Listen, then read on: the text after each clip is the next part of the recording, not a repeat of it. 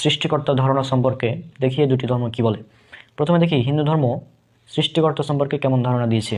যদি আপনি একজন সাধারণ হিন্দুকে জিজ্ঞাসা করেন তাহলে সে আপনাকে বলবে সৃষ্টিকর্তা, কে বলবে 3 জন, কে বলবে 10 জন, কে বলবে 100 জন, কে বলবে 33 কোটি। কিন্তু যদি আপনি একজন জ্ঞানী হিন্দুকে জিজ্ঞেস করেন বা হিন্দু পণ্ডিতকে জিজ্ঞাসা করেন যে তার ধর্মগ্রন্থ সম্পর্কে ভালো জ্ঞান রাখে, তাহলে সে আপনাকে বলবেন যে হিন্দুদের উচিত কেবলমাত্র একজন ঈশ্বরকে বিশ্বাস করা এবং একজন ঈশ্বরের উপাসনা করা। এটা হিন্দু পণ্ডিতরা আপনাকে বলবে। কিন্তু একজন সাধারণ হিন্দু যে মতবাদে বিশ্বাস করে সেটা হচ্ছে প্যান্থিইজম, অর্থাৎ সব কিছু ঈশ্বর। একজন সাধারণ হিন্দু বলবে গাছ ঈশ্বর, মাছ ঈশ্বর, সাপ ঈশ্বর, পশু গাছপালা, চাঁদ ঈশ্বর, সূর্য ঈশ্বর, অর্থাৎ সব কিছু ঈশ্বর, এটা তারা মনে করে, এমনকি মানুষও ঈশ্বর। আর একজন সাধারণ মুসলিম আমরা যেটা বিশ্বাস করি সেটা হচ্ছে সব হচ্ছে ঈশ্বরের, অর্থাৎ মানুষ ঈশ্বরের, সাপ ঈশ্বরের, গাছ ঈশ্বরের, সব ঈশ্বরের। অর্থাৎ একজন সাধারণ হিন্দু এবং সাধারণ মুসলিম এদের মধ্যে যে পার্থক্য সেটা হচ্ছে একটা র। এই র অক্ষরের পার্থক্যটা যদি আমরা দূর করতে পারি তাহলে একজন সাধারণ হিন্দু এবং সাধারণ মুসলিম তাদের বিশ্বাসটা একদম সেম হবে, অর্থাৎ সব কিছু ঈশ্বরের। আর চলুন এবার দেখি হিন্দু ধর্মগ্রন্থ সৃষ্টিকর্তা সম্পর্কে কী ধারণা দিয়েছে।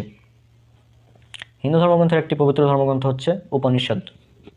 ছান্দোগ্য উপনিষদ উল্লেখ করা আছে অধ্যায় নম্বর 6, পরিচ্ছেদ নম্বর 2, অনুচ্ছেদ নম্বর 1, ইদমগ্র আসিদে কাম বিবদিত্যম, অর্থাৎ এক্কাম বিবদিত্যম, অর্থাৎ ঈশ্বর বা সৃষ্টিকর্তা তিনি মাত্র এক ও অদ্বিতীয়। শ্বেতশাস্ত্র উপনিষদ উল্লেখ করা আছে অধ্যায় নম্বর 6, অনুচ্ছেদ নম্বর 9, না চাস্য কশ্চিৎ জনিত না চাধিপা, মহান ঈশ্বর, তার কোনো প্রভু নেই, তার কোনো পিতামাতা। শ্বেতশাস্ত্র উপনিষদ অধ্যায় নম্বর 4, শ্লোক নম্বর 19, এখানে উল্লেখ করা হয়েছে মতস্য প্রতিমা অস্তি যস্য মহা দৃশ্য, অর্থাৎ মহান ঈশ্বর তার মতো কোনো কিছুই নেই বা মহান ঈশ্বরের কোনো তুলনা নেই। আর এখানে যে একটি সংস্কৃত শব্দ প্রতিমা ব্যবহার করা হয়েছে যার অর্থ হয় তুলনা নেই। আর প্রতিমা দ্বারা বোঝানো হয় মূর্তি বা আকৃতি বা অর্থাৎ প্রতিকৃতি, অর্থাৎ মহান ঈশ্বরের কোনো প্রতিকৃতি নেই, তার মতো কিছু নেই, তার কোনো রূপক নেই, ছবি নেই, পেন্টিং নেই, ভাস্কর্য নেই, তার মতো কোনো কিছুই নেই। ঈশ্বরের ধারণা নিয়ে হিন্দু ধর্মগ্রন্থে অনেক কথাই বলা হয়েছে, তার মধ্যে সবচেয়ে বেশি কথা বলা হচ্ছে উপনিষদ শাস্ত্রগুলোতে। উপনিষদের মধ্যে আমি যেটা বললাম ছান্দোগ্য উপনিষদ, তো ছান্দোগ্য উপনিষদে এরকম আরও অনেক রেফারেন্স আছে, যেমন আপনারা দেখতে পারেন ছান্দোগ্য উপনিষদ অধ্যায় 1, অনুচ্ছেদ 1, শ্লোক নম্বর 7, এখানে বলা হয়েছে যে ওমই সব কিছুর আশ্রয়, ওমই ব্রহ্ম, মানে তিনি একমাত্র ঈশ্বর, অর্থাৎ এক ঈশ্বরের কথা বলা হচ্ছে। এরপর যদি আপনারা দেখেন তৈত্তরী উপনিষদ 2য় খণ্ড 7ম অধ্যায় মন্ত্র 1 এবং 2, এখানে বলা হচ্ছে পরম ব্রহ্ম চিরন্তন চৈতন্যময় ও সুখী সচ্চিত আনন্দই, সত্যের উপলব্ধি, এই সত্যের সমান হওয়া, পরম একজনই, অর্থাৎ এখানেও এক ঈশ্বরের কথাই বলা হচ্ছে। এরপর ছান্দোগ্য উপনিষদ প্রপাঠক 3 অধ্যায় 14 শ্লোক নম্বর 1 বলা হচ্ছে সমস্ত ব্রহ্ম। ছান্দোগ্য উপনিষদ প্রপাঠক 3 অধ্যায় 14 মন্ত্র 3 এবং 4 শ্লোক 3 এবং 4 বলা হচ্ছে যে এই আমার অন্তরতম আত্মা, এই পৃথিবীর চেয়ে বড়, এই আকাশের চেয়ে বড়, এই ব্রহ্মাণ্ডের চেয়ে বড়, এই আত্মা, এই আত্মসত্তাই হলো সেই ব্রহ্ম। এছাড়া উল্লেখ করা হচ্ছে তৈত্তরী উপনিষদ খণ্ড 1 শিক্ষাবল্লী অধ্যায় 8 মন্ত্র নম্বর 1 বলা হচ্ছে ওম ইতি ব্রহ্ম, অর্থাৎ ওমই ব্রহ্ম। এরপর বৃহদারণ্যক উপনিষদ উল্লেখ করা আছে 4th ব্রাহ্মণ 1ম অধ্যায় 4th ব্রাহ্মণ মন্ত্র নম্বর 10 বলা হয়েছে ব্রহ্ম বা ইদমগ্র অসিত তদাত্মাবেত অহং ব্রহ্ম স্মৃতি, অর্থাৎ অগ্রে এই জগৎ ব্রহ্মরূপে বর্তমান ছিল, তিনি আপনাকে এইরূপ জানাইছিলেন যে আমিই ব্রহ্ম। এরপর বৃহদারণ্যক উপনিষদ অধ্যায় নম্বর 4 4th ব্রাহ্মণ মন্ত্র নম্বর 5 বলা হয়েছে যে সহা বৈ এয়ম আত্মা ব্রহ্ম বিজ্ঞানময় মনোময় প্রাণময় চক্ষুষ্ময় শস্ত্রময় পৃথিবীময়, এই আত্মাই ব্রহ্ম, ইনি বিজ্ঞানময়, মনোময়, প্রাণময়, চক্ষুময়, স্রোতময়, পৃথিবীময়। এছাড়াও ঐতরী উপনিষদ 3য় অধ্যায় 1ম খণ্ড মন্ত্র নম্বর 32 বলা হচ্ছে এস ব্রহ্ম ইন্দ্র প্রজ্ঞা প্রতিষ্ঠা প্রজনং ব্রহ্ম, অর্থাৎ এখানে বলা হচ্ছে তিনি ব্রহ্ম, মানে এক আত্মার তিনিই ব্রহ্ম, মানে এক ঈশ্বরের কথা বলা হচ্ছে বারবার।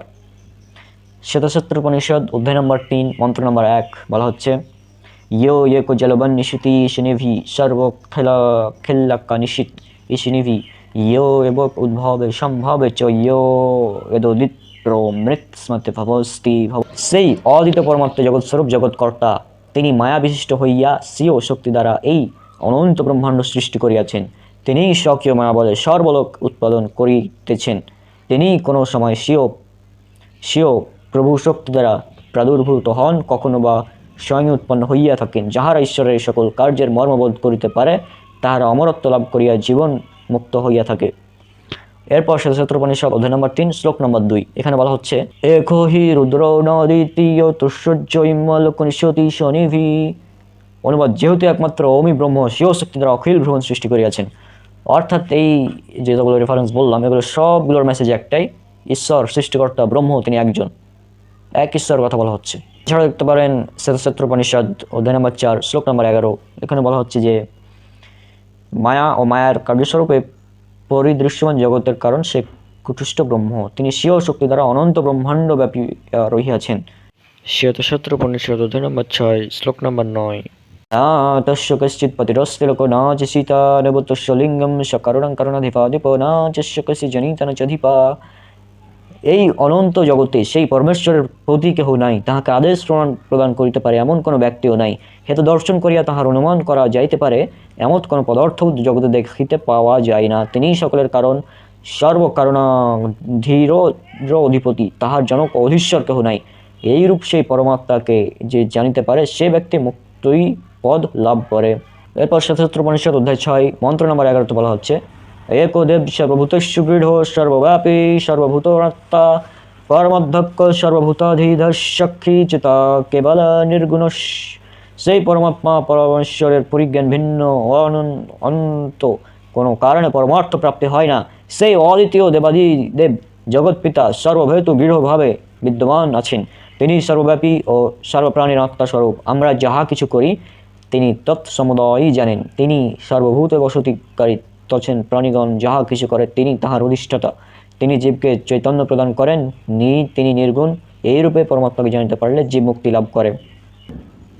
এবার অথর্ববেদের একটা মন্ত্র উল্লেখ করব। এটা উল্লেখ করা হচ্ছে অথর্ববেদ কাণ্ড নম্বর 13 সূক্ত 4 এবং মন্ত্র 16 থেকে 21, এবং হরফ প্রকাশন নিতে পাবেন কাণ্ড 13 সূক্ত 2 অনুবাদ 4 মন্ত্র 2 থেকে 5। বলা হয়েছে না দ্বিতীয় না তৃতীয় না চতুর্থ না পচ্যুতে না পঞ্চমো না ষষ্ঠমো না পচ্যুতে না অষ্টম না নবম না দশম না পচ্যুতে। অর্থাৎ পরমাত্মা এক, তিনি ছাড়া কেহ দ্বিতীয় তৃতীয় চতুর্থ পঞ্চম ষষ্ঠ সপ্তম সপ্তম অষ্টম নবম বা দশম ঈশ্বর বলিয়া অভিহিত হয় না। তিনি তাহাকে শুধু এক বলিয়া জানেন, তিনি তাহাকে প্রাপ্ত হন। যিনি তাহাকে এক বলিয়া জানেন তিনি তাহাকে প্রাপ্ত হন। শ্বেতশত্রোপনিষদ অধ্যায় নম্বর 4 শ্লোক নম্বর 20, এখানে উল্লেখ করা হয়েছে ন সদৃশ্যে তিষ্ঠতি রূপমস্য না চক্ষুষা পশ্যতি কস্যনয়ং হৃদয়স্থং মনুষ্য য এনমেবং বিদুর্মৃভাস্তে ভবস্তি। যার অর্থ তাহাকে চক্ষু কর্ণাদি কোনো ইন্দ্রিয় দ্বারাও প্রত্যক্ষ করতে পারে না, তাহার কি প্রকার রূপ কেহ তা দেখতে পায় না। যাহারা সেই পরম ব্রহ্মাকে হৃদয়স্থ করিয়া ধ্যান করিতে পারে তাহারাই সেই পরমাত্মাকে জানিতে পারে এবং অমরত্ব লাভ করে। এই শ্লোকে বলা হচ্ছে যে মহান ঈশ্বরকে এই চক্ষু দ্বারা দেখা যায় না। যজুর্বেদ অধ্যায় 32 শ্লোক নম্বর 3 নতস্য প্রতিমা অস্তি যস্য নাম মহাদস্য। অর্থাৎ মহান ঈশ্বর, তার মতো কোনো কিছু নেই, তার কোনো তুলনা নেই, তার কোনো প্রতিকৃতি নেই, তার কোনো পেন্টিং ছবি মূর্তি ভাস্কর্য ইত্যাদি কিছু নেই।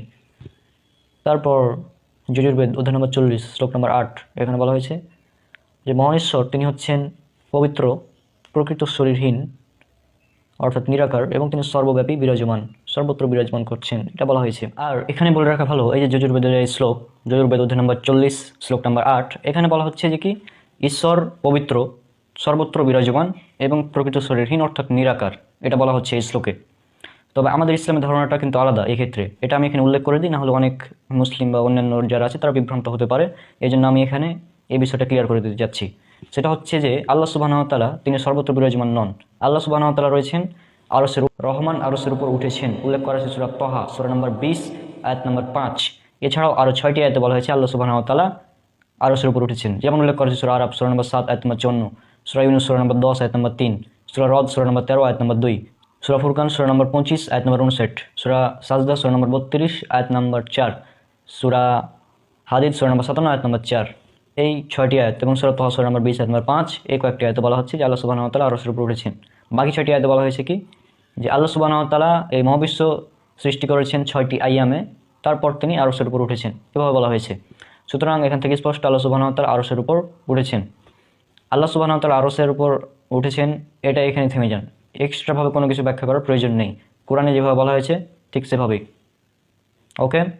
আর আল্লাহ সুবহানাহু ওয়া তাআলা সব কিছু দেখেন, সব কিছু শোনেন, সর্বশ্রোতা সর্বদ্রষ্টা। আল্লাহ সুবহানাহু ওয়া তাআলা সর্বশ্রোতা এবং সর্বদ্রষ্টা এরকম আয়াত পবিত্র কোরআনে অনেকগুলো আছে, উল্লেখ করা আছে সূরা নম্বর 42 আয়াত নম্বর 11, সূরা নিসা সূরা নম্বর 4 আয়াত নম্বর 58, সূরা তাহা সূরা নম্বর 20 আয়াত নম্বর 46, সূরা হাজ সূরা নম্বর 22 আয়াত নম্বর 61, সূরা হাজ সূরা নম্বর 22 আয়াত নম্বর 75, সূরা কাহফ সূরা নম্বর 18 আয়াত নম্বর 26।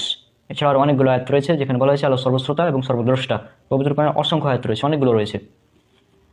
তাহলে 1 নম্বর পয়েন্ট, আল্লাহ সুবহানাহু ওয়া তাআলা তিনি আরশের উপর সর্বত্র বিরাজমান নন। সর্বত্র বিরাজমানের যে ধারণা সেটা হচ্ছে আল্লাহ সুবহানাহু ওয়া তাআলার জ্ঞান, আল্লাহ সুবহানাহু ওয়া তাআলার দৃষ্টি, আল্লাহ সুবহানাহু ওয়া তাআলার ক্ষমতা, এটা হচ্ছে সর্বত্র বিরাজমান। তবে আল্লাহ সুবহানাহু ওয়া তাআলা নিজে সর্বত্র বিরাজমান নন। যেভাবে পবিত্র কোরআনে বলা হয়েছে সেভাবে বলতে হবে, কোনো এক্সট্রাভাবে ব্যাখ্যা করা যাবে না। আবার অনেকে বলে আল্লাহ সুবহানাহু ওয়া তাআলা তিনি হচ্ছেন নিরাকার। এটা একটি ভুল ধারণা, ভুল আকীদা, বিভ্রান্ত আকীদা, বাতিল আকীদা।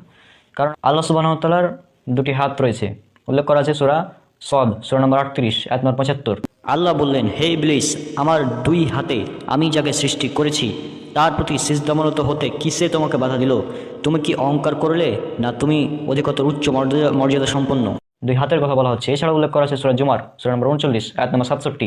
আর তারা আল্লাহকে যথাযোগ্য মর্যাদা দেয়নি, অথচ কিয়ামতের দিন গোটা পৃথিবীই থাকবে তার মুষ্টিতে এবং আসমান সমূহ তার ডান হাতে ভাঁজ করা থাকবে। তিনি পবিত্র, তারা যাদেরকে শরীক করে তিনি তাদের ঊর্ধ্বে। আর কিভাবে যদি প্রশ্ন করেন বা কেমন যদি প্রশ্ন করেন হাত, তাহলে উত্তর আমরা জানি না। এর উত্তর হচ্ছে আল্লাহ সুবহানাহু ওয়া তাআলা নিজেই দিয়েছেন সূরা নাহল সূরা নম্বর 16 আয়াত নম্বর 74, যে আল্লাহর সাথে কোনো কিছু সাদৃশ্য স্থাপন করা যাবে না। আল্লাহ বলেছেন পবিত্র কোরআনে সূরা নম্বর 42 আয়াত নম্বর 11, কোনো কিছুই তার মতো নেই। তাহলে আল্লাহর হাত আছে, হ্যাঁ আছে, এখানে থেমে যান। কেমন কিভাবে এগুলো প্রশ্ন করতে যাবেন না। আল্লাহ সুবহানাহু ওয়া তাআলার পায়ের কথা বর্ণিত আছে পবিত্র কোরআনে সূরা কলম সূরা নম্বর 68 আয়াত নম্বর 42। সেদিন পায়ের গোছা উন্মোচন করা হবে আর তাদেরকে সিজদা করার জন্য আহ্বান জানানো হবে, কিন্তু তারা সক্ষম হবে না। স্পষ্ট পায়ের কথা উল্লেখ করা আছে পবিত্র কোরআনে। সুতরাং আল্লাহর পা আছে, তবে কেমন? উত্তর হচ্ছে আমরা জানি না। আল্লাহ নিজেই এর উত্তর দিয়ে রেখেছেন, কোনো কিছু তার সাথে সাদৃশ্য স্থাপন করো না। আল্লাহর সাথে কোনো কিছুরই সাদৃশ্য স্থাপন করো না। সূরা নাহল সূরা নম্বর 16 আয়াত নম্বর 74, সূরা নম্বর 42 আয়াত নম্বর 11। আল্লাহর চেহারার কথা হচ্ছে সূরা বাকারা সূরা নম্বর 2 আয়াত নম্বর 115 এবং সূরা রহমান সূরা নম্বর 55 আয়াত 26 এবং 27। সেখানে বলা হয়েছে যেদিকে তাকাও সেদিকে আল্লাহর চেহারা, এবং সূরা রহমানে সবই ধ্বংসশীল শুধুমাত্র আল্লাহর চেহারা ব্যতীত। এরপর সুতরাং আল্লাহর চেহারা আছে, তবে সেটা কেমন এভাবে প্রশ্ন করা যাবে না। এই ধরনের প্রশ্ন করা হচ্ছে বিদআত, প্রশ্ন করা জায়েজ না।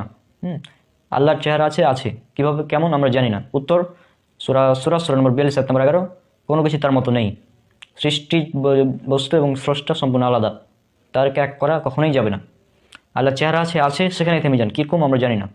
উত্তর সূরা নাহল সূরা নম্বর 16 আয়াত নম্বর 74, কোনো কিছুই আল্লাহ সুবহানাহু ওয়া তাআলার সাথে কোনো কিছু সাদৃশ্য স্থাপন করো না। চোখের কথা উল্লেখ করা আছে সূরা কমর সূরা নম্বর 54 আয়াত নম্বর 14। এছাড়া আছে সূরা তাহা সূরা নম্বর 20 আয়াত নম্বর 39। আল্লাহর চোখ আছে, তবে সেটা কেমন আমরা জানি না। উত্তর কোনো কিছু তার মতো নেই, কোনো কিছু তার সমতুল্য নেই, কোনো কিছুই তার মতো নেই, কোনো কিছুই তার সদৃশ কোনো কিছুই নেই। সূরা নম্বর 42 আয়াত নম্বর 11। আল্লাহ সুবহানাহু ওয়া তাআলার মতো কোনো কিছুই নেই। তাহলে আশা করি এই বিষয়টা ক্লিয়ার যে আল্লাহ সুবহানাহু ওয়া তাআলা তিনি রয়েছেন আরশের উপর, কীভাবে আমরা জানি না। কোনো কিছু তার সমতুল্য নেই, তার সাথে কোনো কিছু তুলনা করা যাবে না, এবং কীভাবে উল্লেখ করা যাবে না। যেভাবে উল্লেখ করা আছে পবিত্র কোরআন এবং সহিহ হাদিসে আমাদের সেভাবে বিশ্বাস করতে হবে, নতুন করে নিজের মতো করে ব্যাখ্যা করা যাবে না। পয়েন্ট নম্বর 2, আল্লাহ সুবহানাহু ওয়া তাআলা নিরাকার নন। আল্লাহ সুবহানাহু ওয়া তাআলা আর হাতের কথা উল্লেখ আছে, পায়ের কথা উল্লেখ আছে, চোখের কথা উল্লেখ আছে, চেহারার কথা উল্লেখ আছে। আল্লাহ সুবহানাহু ওয়া তাআলা দেখেন, আল্লাহ সুবহানাহু ওয়া তাআলা শোনেন, তবে কীভাবে কেমন আমরা জানি না। কোনো কিছুই তার সদৃশ নয়, তার মতো কোনো কিছুই নেই। এটা হচ্ছে মেন কথা। আচ্ছা, আল্লাহ নিরাকার এবং সর্বত্র বিরাজমান, এই বিষয়টা তো আপনারা বুঝলেন। কোরআন থেকে আমি প্রমাণ দিলাম যে এই বিষয়গুলো আসলে সর্বত্র বিরাজমান তার বিশ্বাস এটা মূলত সঠিক নয়। আল্লাহ সর্বত্র বিরাজমান, এটা হচ্ছে পৃথিবীর সবচেয়ে নিকৃষ্ট, সবচেয়ে নাপাক, সবচেয়ে জঘন্য একটি কথা।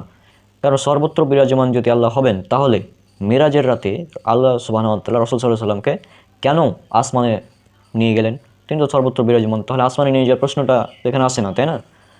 আর এখানে আরও একটি কথা, যেটা সহিহ বুখারীতে পাবেন, সহিহ বুখারী হাদিস নাম্বার 349। এখানে মিরাজের ঘটনাটা উল্লেখ করা আছে যে আল্লাহ সুবহানাহু ওয়া তাআলা রাসূল সাল্লাল্লাহু আলাইহি সাল্লামকে মিরাজের রাতে প্রথমে বাইতুল আকসা পর্যন্ত, বাইতুল মাকদিস পর্যন্ত, তারপরে সেখান থেকে সপ্তম আসমান জিবরাইল আলাইহিস সালামের সাথে নিয়ে গিয়েছিলেন। তো আল্লাহ সুবহানাহু ওয়া তাআলা রাসূল সাল্লাল্লাহু আলাইহি সাল্লামকে সপ্তম আসমানের উপর নিয়ে গেলেন, আরশের ওখানে, আরশের কাছে। তো কেন নিয়ে গেলেন? সিদরাতুল মুনতাহা পার হয়ে আরশের কাছে। তো এটার কারণ তো এখানে স্পষ্টভাবে বোঝা যাচ্ছে যে আল্লাহ তিনি সর্বত্র বিরাজমান নন। যদি তিনি সর্বত্র বিরাজমানই হবেন, তাহলে তিনি কেন আসমানে ডাকবেন। আর আপনি যে বলেন আল্লাহ সুবহানাহু ওয়া তাআলা সর্বত্র বিরাজমান, তো দোয়া করার সময় হাত উপরের দিকে কেন তুলেন? যেহেতু আল্লাহ সর্বত্র বিরাজমান, সেহেতু হিন্দুদের মতো এভাবে প্রার্থনা করলে তো হয়, তিনি সর্বত্র বিরাজমান, সুতরাং এভাবে করলেও তো হয়, তাই না? তো আপনি উপর দিকে হাত তুলেন কেন? তারপর কোনো কিছু যখন আপনার চাইতে ইচ্ছা হয়, তখন আপনি আসমানের দিকে তাকে কেন বলেন যে আল্লাহ আমাকে এটা দাও, এভাবে বলেন কেন? যেহেতু তিনি সর্বত্র বিরাজমান। তো এই মানে আমরা যদি স্বাভাবিকভাবে দেখি, মানুষের ফিতরাত বা মানুষের জন্মগত যেটা বৈশিষ্ট্য, আল্লাহ সুবহানাহু ওয়া তাআলা তিনি সর্বত্র বিরাজমান নন, তিনি আছেন আসমানের উপরে। আর সহিহ মুসলিমের সেই হাদিস, যেখানে রাসূল সাল্লাল্লাহু আলাইহি সাল্লাম তিনি এক মেয়েকে জিজ্ঞাসা করলেন যে বলো তো আল্লাহ কোথায়? তিনি জিজ্ঞাসা করেন আল্লাহ কোথায়, আইন আল্লাহ, আল্লাহ কোথায়? তখন সে মেয়েটি বলল আল্লাহ আসমানে। তারপর তিনি বললেন আমি কে? তিনি বললেন আপনি আল্লাহর রসুল সাল্লাল্লাহু আলাইহি সাল্লাম। তখন রাসূল সাল্লাল্লাহু আলাইহি সাল্লাম বলেন এই ব্যক্তি হচ্ছে মুমিন। তাহলে একটা দাসী মেয়ে, সেও জানে যে আল্লাহ আসমানে, আর আপনি বলছেন আল্লাহ সর্বত্র বিরাজমান। আর এখানে আরেকটি কথা বলে দিই, আল্লাহকে আসমানে বলা, আরশের উপর বলা, এই বলার কারণে কি আমরা আল্লাহর জন্য জায়গা সাব্যস্ত করলাম? এটা উত্তর হচ্ছে না। আরশ এটা সৃষ্টি জগতের সর্বোচ্চ স্থান, এবং আরশের নিচে রয়েছে সমস্ত সৃষ্টি জগৎ। আরশ এবং আরশের নিচে যতগুলো রয়েছে এগুলো সবই সৃষ্টি। আর আরশের উপরে রয়েছেন স্রষ্টা, অর্থাৎ যিনি ক্রিয়েটর যিনি, তিনি রয়েছেন আরশের উপর।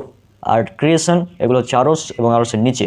এখন আরশ এবং আরশের নিচে এর মধ্যে রয়েছে টাইম এবং স্পেস, সময় এবং স্থান এবং কাল। কিন্তু আরশের উপর টাইম এবং স্পেস, স্থান কাল নেই। আরশের উপর স্থানও নেই, সময়ও নেই। আল্লাহ সুবহানাহু ওয়া তাআলা তিনি স্থান এবং কালের বাইরে, স্থান কালের ঊর্ধ্বে। আল্লাহর জন্য কোনো জায়গা লাগে না। এখন অনেক বিদাতি তারা বলে যে আল্লাহ, তোমরা যে বলো আল্লাহ আসমানে রয়েছেন, আরশের উপর রয়েছেন, এর ব্যাপারে তো কোরআন থেকে আমি আয়াত দিয়েছি 60টি আয়াত। যেমন সূরা তহা 20 নম্বর সূরা 5 নম্বর আয়াতে তো বলা হয়েছে স্পষ্ট, আর রহমানু আলাল আরশ ইস্তাওয়া, রহমান আরশের উপর উঠেছেন। এখন এখানে একটা বিষয় আছে, সেটা হচ্ছে যে আমরা মানুষ টাইম এবং স্পেস এর বাইরে চিন্তা করতে পারি না। মানুষ কোনোভাবেই চিন্তা করতে পারবে না। যে প্রশ্নটা যখন করছে ভালোভাবে দেখুন, যে যখন আরশ ছিল না তখন আল্লাহ কোথায় ছিলেন? এই যে মানুষ টাইম এবং স্পেসের বাইরে চিন্তা করতে পারছে না। আপনি যখনই বলে দিচ্ছেন যে যখন আরশ সৃষ্টি হয়নি, এই যে যখন শব্দটা কেন বলছেন? কারণ আপনি মনে করছেন এখানে টাইম, কারণ তখন তো টাইমই ছিল না রে ভাই। আরশ যখন সৃষ্টি হয়নি তখন টাইম সৃষ্টি করা হয়নি। এই বিষয়টা তো বুঝতে হবে। মানুষ টাইম এবং স্পেসের বাইরে চিন্তা করতে পারে না, এজন্যই এই বাতিল যারা রয়েছে তারা এই বিভ্রান্ত আকিদাগুলো আসলে ছড়ায়।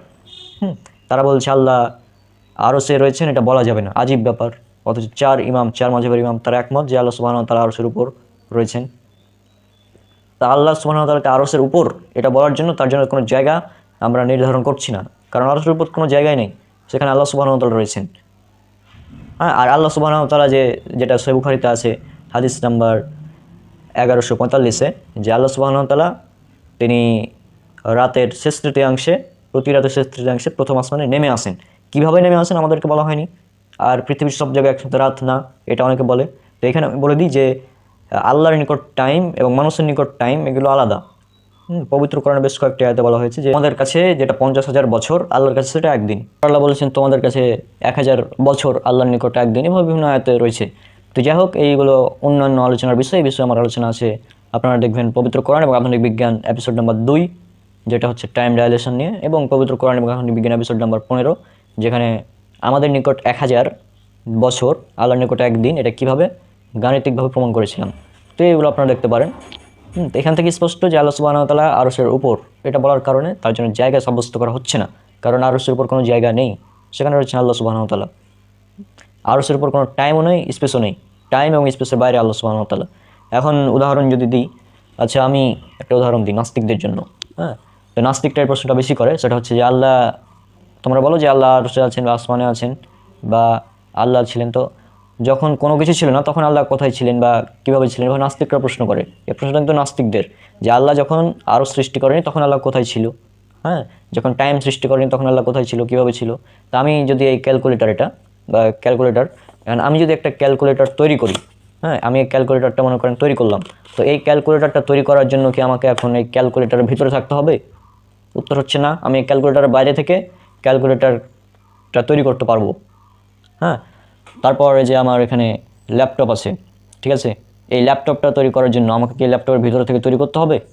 উত্তর হচ্ছে না। আমি এই ল্যাপটপটা ভিতরে থেকে কেন তৈরি করব? তারপর উদাহরণ এটা একটা বই। তো এই বইটা লেখার জন্য আমাকে কি বইয়ের ভিতরে থেকে বই লিখতে হবে? উত্তর হচ্ছে না।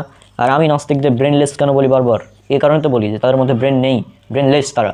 কারণ তারা মানে অযৌক্তিক প্রশ্ন করে, যেগুলো আসলে কোনো মানে স্বাভাবিক জ্ঞানের মানুষ প্রশ্ন করতে পারে না। আর এই নাস্তিকদের মতো আকিদা যে আল্লাহ আসমানে আছেন এটা বলা যাবে না, আল্লাহ আরশের উপর আছেন এটা বলা যাবে না, আজীব ব্যাপার। এই নাস্তিকদের মতো কিছু আকিদার অনুসারী আছে যাদেরকে বলা হয় জাহমিয়া। তারা আসলে জানেই না যে আল্লাহ কোথায় আছেন, অথচ আল্লাহ নিজে বলে দিয়েছেন। এখানে একটি গুরুত্বপূর্ণ বিষয় দেখুন, আল্লাহ সুবহানাহু ওয়া তাআলা খুব ভালোভাবেই জানেন যে মানুষ টাইম এবং স্পেসের বাইরে চিন্তা করতে পারবে না। এই জন্য আল্লাহ সুবহানাহু ওয়া তাআলা তিনি বলেছেন যে আল্লাহ সুবহানাহু ওয়া তাআলা তিনি আসমান এবং জমিন সৃষ্টি করার পর আরশের উপর উঠেছেন। এটা তিনি মানে আসমান এবং জমিন সৃষ্টি করার পর, মানে আসমান এবং জমিন যখন সৃষ্টি করা হয়ে গেল তখন তখন থেকে টাইম স্টার্ট হয়ে গিয়েছে। তো এই আসমান এবং জমিন সৃষ্টি করে দেওয়ার পর আল্লাহ আরশের উপর উঠেছেন, এটা আল্লাহ সুবহানাহু ওয়া তাআলা বলে দিয়েছেন মানুষকে বোঝানোর জন্য। কারণ মানুষ টাইম এবং স্পেসের বাইরে চিন্তা করতে পারে না, মানুষ কোনোভাবেই টাইম এবং স্পেসের বাইরে চিন্তা করতে পারবে না। আপনি যখনই বলবেন যে আল্লাহ যখন, মানে যখন আরও সৃষ্টি হয়নি, যখন মানে কি আপনি যখন কীভাবে নিয়ে আসছেন? কারণ যখন বলতে হলে আপনাকে একটা টাইম নিয়ে চিন্তা করতে হবে। তার মানে আপনি যখন এই প্রশ্নটা করছেন যে যখন আরও সৃষ্টি হয়নি তখন আল্লাহ কোথায় ছিলেন, তার মানে আপনি বলতে চাচ্ছেন আল্লাহ সময়ের ভিতরে এবং স্পেসের ভিতরে। এটাই তো হচ্ছে আপনার মূর্খতা। কারণ আল্লাহ সুবহানাহু ওয়া তাআলা তিনি সময় এবং টাইম এবং স্পেসের ঊর্ধ্বে। এই বিষয়টা মানে যারা কমন সেন্স যাদের নাই তারা তো বুঝতে পারবে না, তাই না? আর এই জন্য আল্লাহ সুবহানাহু ওয়া তাআলা স্পষ্টভাবে বলে দিয়েছেন আসমান এবং জমিন সৃষ্টি করার পর তিনি আরশের উপর উঠেছেন। এখন এই বিষয়ে এটা কীভাবে, আমি জাস্ট একটা উদাহরণ দিলাম যে টাইম এবং স্পেসের বাইরে মানুষ চিন্তা করতে পারবে না। এই জন্যই আল্লাহ সুবহানাহু ওয়া তাআলা হয়তো এটা দিয়েছেন। তা আল্লাহ সুবহানাহু ওয়া তাআলা ভালো জানেন তার কী উদ্দেশ্য এই আয়াতের। আমরা জাস্ট যেভাবে কোরআন এবং হাদিসে উল্লেখ করা আছে আমরা সেটা বিশ্বাস করি, আমরা কোনোভাবে ব্যাখ্যা করতে যাই না। আল্লাহ বলেছেন আল্লাহর হাত আছে, তার মানে আমরা এটা বলি না যে আল্লাহর হাত মানুষের মতো বা কোনো সৃষ্টির মতো, আমরা এগুলো বলি না। আমাদের উপর অভিযোগ করে যে আল্লাহকে আমরা যখন বলি আল্লাহ নিরাকার নন, আল্লাহ সুবহানাহু ওয়া তাআলা তিনি নিরাকার নন, তখন কিছু মানুষ তারা বলে যে আহলে হাদিসরা আল্লাহকে একটি আকার দিয়ে দিচ্ছে। আমরা কোথায় আকার দিলাম? আমরা নিরাকার নন বলছি। কারণ আল্লাহ সুবহানাহু ওয়া তাআলার সিফাত, তার হাত, তার চেহারা, তার চোখ, তিনি শুনেন, তিনি দেখেন, ইত্যাদি কথা আছে। আর সহিহ বুখারীর একটি হাদিসে বলা হয়েছে যে আল্লাহ সুবহানাহু ওয়া তাআলা কিয়ামতের দিন একটি সূরত আসবে। সূরত শব্দটি ব্যবহার করেছে আল্লাহর ক্ষেত্রে সহিহ বুখারীর হাদিসে। যে এই বিষয়টা এরা বুঝে না যে আল্লাহ কোথায় ছিলেন যখন আরও সৃষ্টি হয়নি, তখন কোথায় ছিলেন। এই যখন তখন প্রশ্ন কীভাবে আসে? যখন টাইমই ছিল না তখন তো যখন প্রশ্ন করার অপশনই নাই। এই জন্য আমি বলেছি যে মানুষ টাইম এবং স্পেসের বাইরে চিন্তা করতে পারবে না। তো এই হচ্ছে মূল কথা। সহিহ এবং বিশুদ্ধ আকীদা সেটা হচ্ছে আল্লাহ সুবহানাহু ওয়া তাআলা রয়েছেন আরশের ঊর্ধ্বে, আরশের উপর। আর রহমানু আলাল আরশি ইস্তাওয়া, আল্লাহ আরশের উপর উঠেছেন। এটাই সর্বাধিক বিশুদ্ধ আকীদা এবং এটাই সালাফদের আকীদা, আহলুস সুন্নাহ ওয়াল জামাতের আকীদা। এবং আমাদের একটি বই আসছে, আমাদের সালাফি দাওয়া প্ল্যাটফর্মের, আমরা 4 জন মিলে বইটি লিখছি। এবং এই বইটি হচ্ছে আহলুস সুন্নাহর আকীদা বনাম বিভ্রান্ত আকীদা বা বাতিল আকীদা। তো এই বইটি আমাদের 4 জন মিলে লিখবো। আমি, ইকরামুজ্জামান রুকন, এবং আলী আরমান এবং আমাদের তাকবিরুল ইসলাম রনক। এছাড়াও আমরা 4 জন। আর এই বইটির সম্পাদনা করবেন হয়তো আমাদের ইনশাআল্লাহ জাহাঙ্গীর বিন আবু বকর ভাই। আর এই বইটি আবার পাবলিশ করা হবে ভারতের সুশিক্ষা পাবলিকেশন থেকে। তো আপনারা অপেক্ষা করুন, সেখানে সমস্ত বাতিল আকীদাকে খণ্ডন করে দেওয়া হবে ইনশাআল্লাহ। তো আশা করছি এই বিষয়টা একদম ক্লিয়ার যে আল্লাহ সুবহানাহু ওয়া তাআলা তিনি সর্বত্র বিরাজমান নন, আল্লাহ সুবহানাহু ওয়া তাআলা তিনি নিরাকার নন। আল্লাহ সুবহানাহু ওয়া তাআলার হাত, চেহারা, চোখ ইত্যাদি রয়েছে। তবে এখানে একটি বিষয়, অনেকে বলেছেন যে আকার শব্দটা ব্যবহার করা যাবে, আবার অনেকে বলছেন যাবে না। যে একটা মতভেদের বিষয়, আমরা এখানে মতভেদের দিকে না যাই। আমরা জাস্ট সাধারণভাবে দেখতে চাই যে আল্লাহর হাত আছে, হ্যাঁ আছে, আমাদের যাওয়ার দরকার নেই। এর আকার, আকৃতি, মানে প্রকৃতি কেমন, এগুলো জানার কোনো প্রয়োজন নেই। লাইসাকা মিসল মানে উদাহরণ, অর্থাৎ যার কোনো মিসল নেই, যার কোনো উদাহরণ নেই। সূরা সূরা নম্বর 42 আয়াত নম্বর 11। আল্লাহর মতো কোনো কিছুই নেই, নেভার, নাথিং। তা আশা করছি আপনারা বিষয়টি একদম স্পষ্ট হয়ে গিয়েছেন।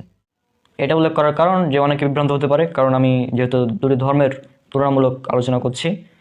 হিন্দু ধর্মের ধারণাটা যেভাবে বলা হচ্ছে এভাবে আমি উল্লেখ করলাম, যেভাবে লেখা আছে আপনারা দেখতে পাচ্ছেন স্ক্রিনে, যেখানে বলা হয়েছে তিনি প্রকৃত শরীরহীন বা নিরাকার এবং সর্বব্যাপী হয়ে বিরাজমান করছেন। এরপর শ্রীমদ্ ভগবদ গীতা উল্লেখ করা আছে অধ্যায় নম্বর 10 শ্লোক নম্বর 3। এখানে বলা হয়েছে যিনি আমাকে জন্মরহিত অনাদি সমস্ত গ্রহলোকের মহেশ্বর বলে জানেন, তিনিই কেবল মানুষের মধ্যে মহশূন্য হয়ে সমস্ত পাপ থেকে মুক্ত হন। এই শ্লোকে স্পষ্টভাবে বলা হচ্ছে যিনি আমাকে জন্মরহিত, অর্থাৎ ঈশ্বর তিনি কখনো জন্মগ্রহণ করতে পারেন না, এটা বলা হচ্ছে এই শ্লোকে। মানে ঈশ্বর তিনি কখনোই জন্মগ্রহণ করতে পারেন না, যিনি জন্মগ্রহণ করবেন তিনি ঈশ্বর নন। অথর্ববেদের 20 নম্বর কাণ্ডের 18 নম্বর সূক্তে 3 নম্বর মন্ত্রে উল্লেখ করা আছে দেব মহাওচি, অর্থাৎ সৃষ্টিকর্তা তিনি হচ্ছেন সুমহান। ঋগ্বেদ মণ্ডল নম্বর 1 সূক্ত নম্বর 164 মন্ত্র নম্বর 46 এখানে উল্লেখ করা আছে একম সৎ বিপ্রভূত বেদান্তে, অর্থাৎ সত্য একটা, ঈশ্বর একজনই। জ্ঞানীরা ঈশ্বরকে বহু নামে, অনেকগুলো নামে ডেকে থাকে। এছাড়াও একই কথা উল্লেখ করা হয়েছে ঋগ্বেদ মণ্ডল নম্বর 10 সূক্ত নম্বর 114 মন্ত্র নম্বর 5-এ। এই একই ধরনের কথা উল্লেখ করা হয়েছে যে সৃষ্টিকর্তা তিনি মাত্র একজনই, জ্ঞানীরা ঈশ্বরকে বহু নামে ডেকে থাকেন। আর শুধুমাত্র ঋগ্বেদের মণ্ডল নম্বর 2 সূক্ত নম্বর 1, এখানেই ঈশ্বরকে বিভিন্ন নামে ডাকা হয়েছে। তার মধ্যে একটি হচ্ছে ঋগ্বেদ মণ্ডল নম্বর 2 সূক্ত নম্বর 1 ঋক নম্বর 2, এখানে বলা হয়েছে ব্রহ্মা। ব্রহ্মার অর্থ হচ্ছে সৃষ্টিকর্তা, যার আরবি শব্দ হবে খালিক, খলিক।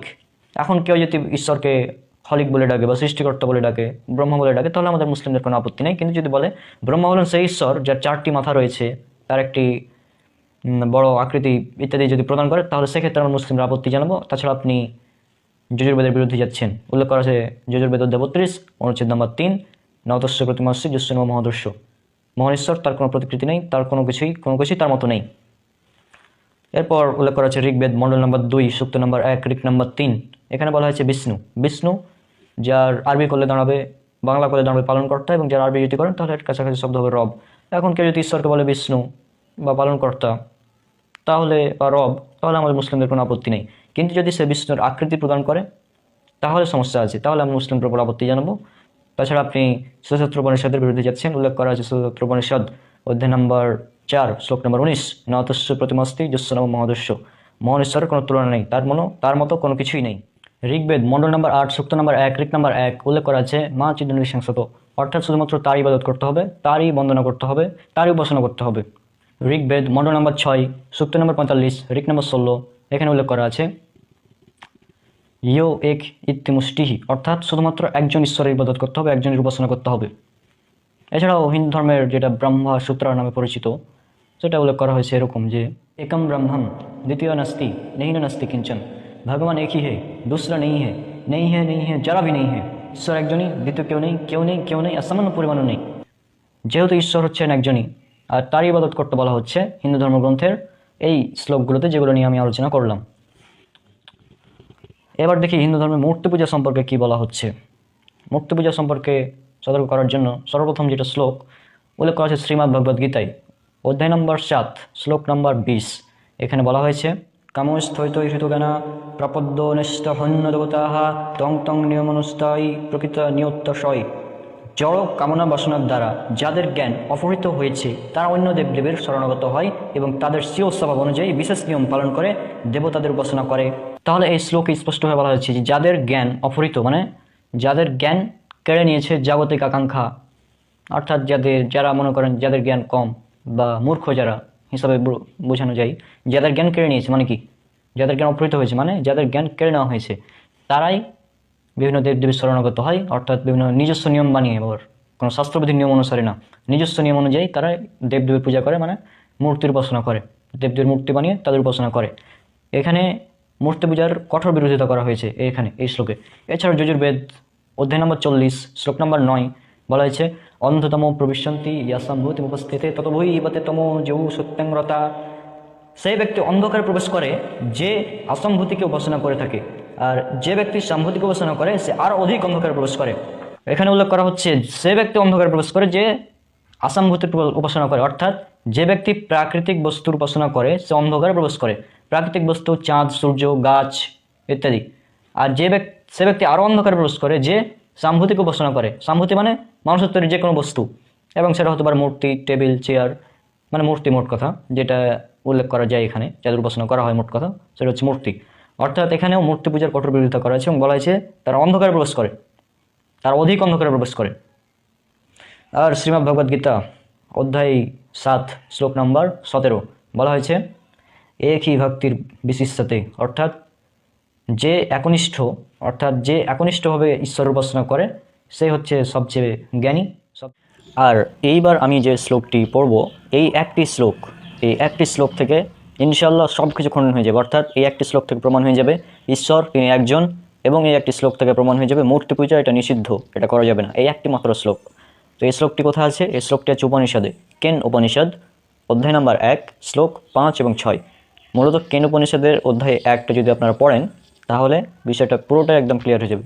আমি শ্লোকটি পড়ছি। শ্লোকটিতে বলা হচ্ছে यन्मनशान मनुते एनाहुर्मनोमतं तद्वो ब्रह्ममत्मं विद्धीनेदं यदिदमुपास्यते यच्चक्षुषन पश्यति येन चक्षुषि पश्यति तदेव ब्रह्ममत्मं विद्धीनेदं यदिदमुपास्यते।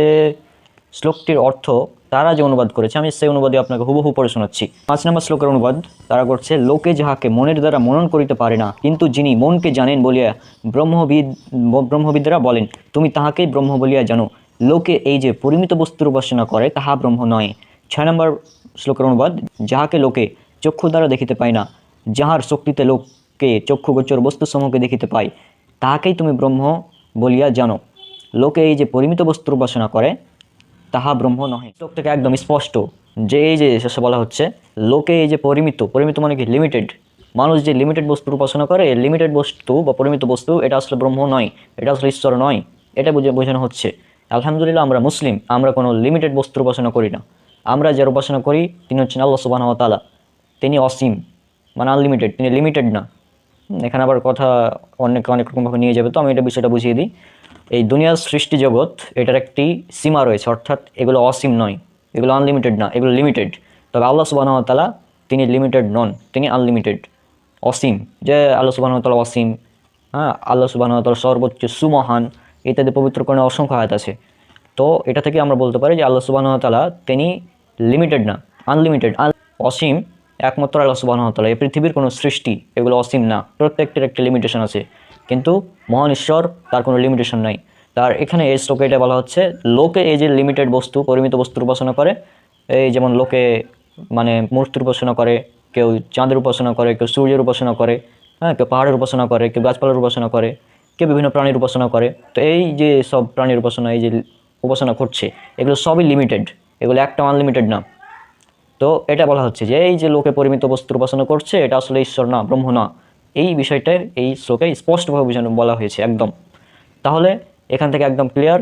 আর এখানে আরও একটি কথা বলা হয়েছে যে লোকে যাহাকে চক্ষু দ্বারা দেখিতে পায় না, অর্থাৎ এই চোখ দিয়ে আমরা ঈশ্বরকে দেখতে পাবো না, আমরা আমাদের এই চোখ দিয়ে ঈশ্বরকে দেখতে পাবো না। একই কথা বলা হয়েছে পবিত্র কোরআনে সূরা আরাব 7 নম্বর সূরা 143 নম্বর আয়াত। সে বিখ্যাত ঘটনা যখন মুসা আলাইহিস সালাম বললেন যে হে আল্লাহ আমি তোমাকে দেখতে চাই, আল্লাহ সুবহানাহু ওয়া তাআলা বলেছেন তুমি আমাকে কখনোই দেখবে না, এটা কোরআনে আছে।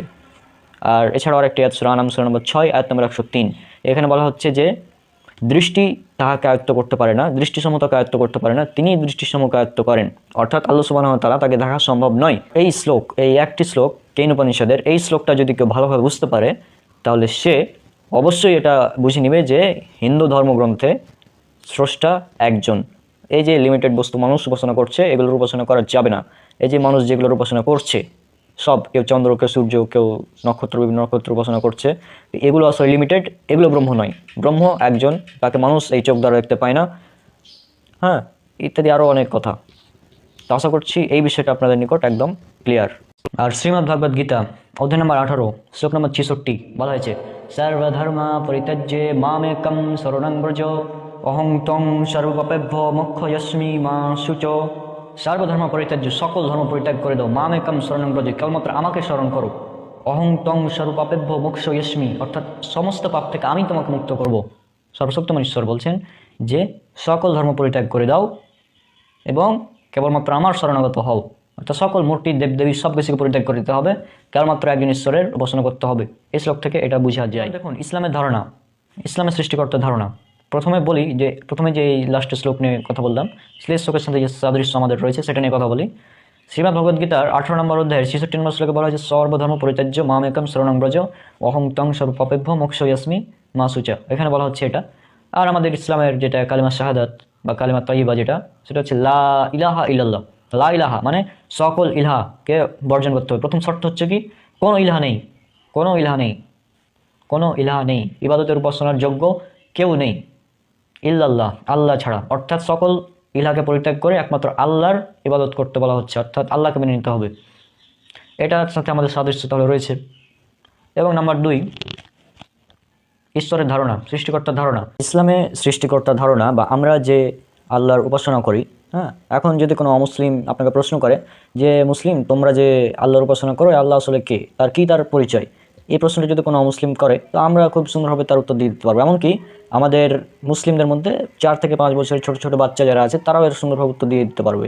এর উত্তর আছে পবিত্র কোরআনে, সূরা 112, সূরা নম্বর 112, সূরা ইখলাস, সূরা নম্বর 112, আয়াত 1, 2, 3, 4। এই সূরা ইখলাস এটা হচ্ছে ঈশ্বর তত্ত্বের গোষ্ঠীপাথর, যেটা আমি বারবার বলে আসছি। তো এখন মূল কথা হচ্ছে যে এই ঈশ্বরকে আমরা কীভাবে চিনব? হ্যাঁ, আমরা যে আল্লাহর উপাসনা করি সে আল্লাহর পরিচয় এই সূরা ইখলাসে স্পষ্টভাবে দেওয়া হয়েছে। আচ্ছা, সূরা ইখলাসে বলা হচ্ছে, যদিও আমার আরবি উচ্চারণ অত শুদ্ধ হবে না, তো আমি চেষ্টা করি। আউযু বিল্লাহি মিনাশ শাইতানির রাজিম, বিসমিল্লাহির রহমানির রহিম, কুল হুয়াল্লাহু আহাদ, আল্লাহুস সামাদ, লাম ইয়ালিদ ওয়া লাম ইউলাদ ওয়া লাম ইয়াকুল্লাহু কুফুয়ান আহাদ। সূরা ইখলাস সেখানে বলা হচ্ছে প্রথম আয়াত, কুল হুয়াল্লাহু আহাদ, বলো তিনি আল্লাহ এক ও অদ্বিতীয়। আল্লাহুস সামাদ, আল্লাহ অমুখাপেক্ষী এবং সবাই তার মুখাপেক্ষী। লাম ইয়ালিদ ওয়া লাম ইউলাদ, তিনি কাউকে জন্ম দেননি, ওয়ালাম এবং তাকেও জন্ম দেওয়া হয়নি। লাম ইয়ালিদ ওয়া লাম ইউলাদ, তিনি কাউকে জন্ম দেননি এবং তাকেও জন্ম দেওয়া হয়নি। ওয়া লাম ইয়াকুল্লাহু কুফুয়ান আহাদ, আর তার সমকক্ষ কিচ্ছু নেই। এখন এই 4 লাইনের সংজ্ঞা, এই 4 লাইনের সাথে যদি মিলে যায় কেউ, তো তাকে আমাদেরকে আল্লাহ বলে মেনে নিতে কোনো আমরা আপত্তি করবো না। কোনো ধরনের আপত্তি ছাড়া আমরা মেনে নিব যে ইনি হচ্ছেন আল্লাহ, যদি এই 4 লাইনের সংজ্ঞার সাথে মিলে যায়। এখন যদি আপনি মনে করেন যে যীশু খ্রিস্ট তিনি আল্লাহ, যেমন খ্রিস্টানরা মনে করে যীশু খ্রিস্টকে আল্লাহ মনে করে, যেমন এটা আল্লাহ বলেছেন পবিত্র কোরআনে বিভিন্ন জায়গায়, যেমন সূরা মাইদা সূরা নম্বর 5 আয়াত নম্বর 72 উল্লেখ করা আছে যে আল্লাহ বলছেন, লাকাদ কাফারাল্লাযিনা ক্বালু ইন্নাল্লাহা হু মাসিহ ইবনু মারিয়াম, অবশ্যই তারা কুফরি করেছে যারা বলেছে নিশ্চয়ই মাসিহ আল্লাহ হলেন মরিয়ম পুত্র ঈসা, অর্থাৎ তারা ঈসা আলাইহিস সালামকে আল্লাহ বলেন, আল্লাহ মনে করেন। হ্যাঁ, খ্রিস্টানদের মধ্যে একটি গ্রুপ, তারা জিজাস ক্রাইস্টকে আল্লাহ মনে করে। তো যাই হোক, এখন জিজাস খ্রিস্ট তিনি জন্মগ্রহণ করেছেন, হ্যাঁ করেছেন, তার মায়ের নাম ছিল মরিয়ম। এবার যদি আপনি চলে যান রাম, ভগবান রাম, যারা মনে করে এখন রাম কি ঈশ্বর, এখন রামের কি পিতা মাতা ছিল না? তো হ্যাঁ, রামের বাবা ছিল, রামের বাবা দশরথ। এরপর যদি আপনি ভাবে দেখতে থাকেন শ্রীকৃষ্ণেরও পিতা মাতা ছিল। তারপর যেভাবেই দেখেন আপনি না কেন, মূল কথা হচ্ছে যে আল্লাহ হচ্ছেন তিনি যিনি কখনো জন্মগ্রহণ করবেন না। হ্যাঁ, যিনি জন্মগ্রহণ করবেন না এবং যার সমকক্ষ কিচ্ছু নেই, কোনো কিচ্ছু নেই, নেভার, নাথিং। এই পৃথিবীতে কেন, এ পুরো ইউনিভার্স, সৃষ্টি জগতের মধ্যে কোনো কিছু তার মতো কিচ্ছু নেই, নেভার। তিনি সম্পূর্ণ আলাদা একজন সত্তা। এটা হচ্ছে আল্লাহর পরিচয় সংক্ষেপে সূরা ইখলাস।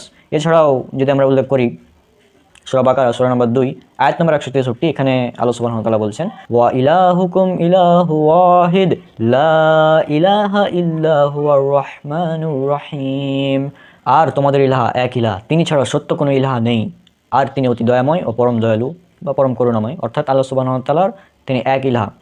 এছাড়াও উল্লেখ করা আছে সূরা ইমরান সূরা নম্বর 3 আয়াত নম্বর 2 আল্লাহু লা ইলাহা ইল্লা হুয়াল হাইয়ুল কাইয়ুম, আল্লাহ ছাড়া কোনো সত্য ইলাহা নেই এবং তিনি চিরঞ্জীব। হ্যাঁ, এছাড়াও আল্লাহু লা ইলাহা ইল্লা হুয়াল হাইয়ুল কাইয়ুম এই একটা আর উল্লেখ করা আছে সূরা বাকারা সূরা নম্বর 2 আয়াত নম্বর 255-তে। এছাড়াও সূরা ইমরান সূরা নম্বর 3 আয়াত নম্বর 18 যদি আমরা দেখি, এখানে 2 বার বলা হয়েছে লা ইলাহা ইল্লাল্লাহ। শাহিদাল্লাহু আন্নাহু লা ইলাহা ইল্লা হুয়া ওয়াল মালাইকাতু ওয়া উলুল ইলমি কাইমান বিল কিসত লা ইলাহা ইল্লা হুয়াল আজিজুল হাকীম।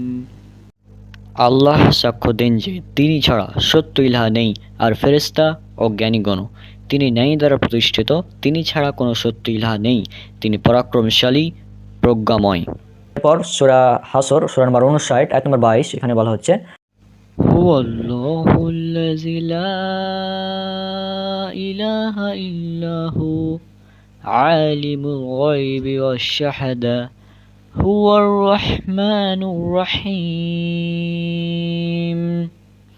তিনিই আল্লাহ যিনি ছাড়া কোনো ইলাহা নেই, দৃশ্য অদৃশ্যের জ্ঞাতা, তিনিই পরম করুণাময় দয়ালু। এছাড়াও সূরা কাসাস সূরা নম্বর 28 আয়াত নম্বর 88-তে বলা হয়েছে, আর আল্লাহর সাথে কোনো ইলাহকে দেখো না, অন্য কোনো ইলাহকে দেখো না, কারণ তিনি ছাড়া কোনো সত্য ইলাহা নেই। এছাড়াও সূরা তোহা সূরা নম্বর 20 আয়াত নম্বর 8, এখানে বলা হয়েছে আল্লাহ তিনি ছাড়া কোনো সত্য ইলাহা নেই। এছাড়াও সূরা তোহা সূরা নম্বর 20 আয়াত নম্বর 14, এখানে বলা হয়েছে আল্লাহ ছাড়া কোনো সত্য ইলাহা নেই। তাহলে আজকে আমরা এখান থেকে একদম এই বিষয়টা ক্লিয়ার হয়ে গেলাম যে ইসলামে সৃষ্টিকর্তা তিনি একজনই এবং তিনি আমাদের আল্লাহ সুবহানাহু ওয়া তাআলা। আর আল্লাহ সুবহানাহু ওয়া তাআলার পরিচয় আমরা আজকে বলেছি।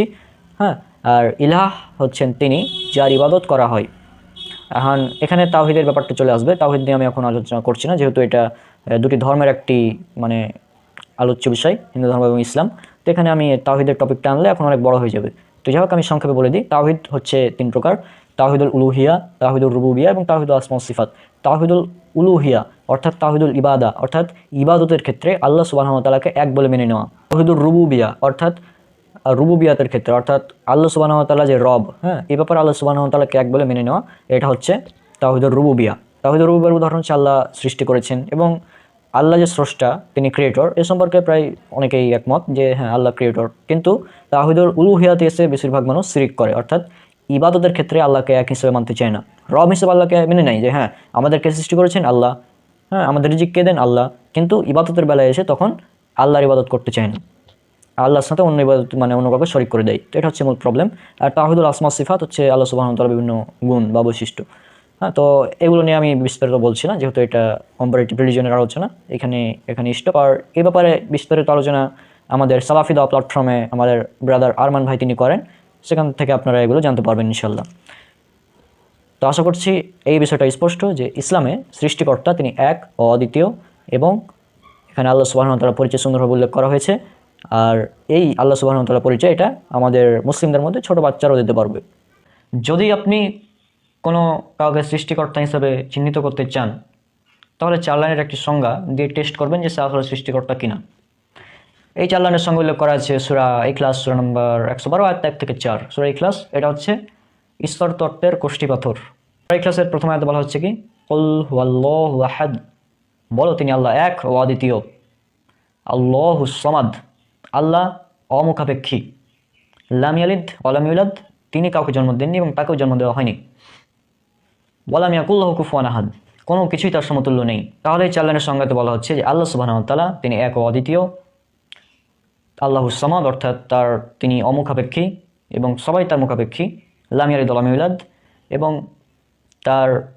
তিনি কাউকে জন্ম দেননি এবং তাকেও জন্ম দেওয়া হয়নি। ওয়া লাম ইয়াকুল লাহু কুফুয়ান আহাদ, তার সমতুল্য কিচ্ছু নেই। তাহলে এই 4 লাইনের সংজ্ঞার সাথে আমাদের হিন্দু ধর্মের যে শ্লোক সেগুলো তো মিলছে খুব ভালোভাবে।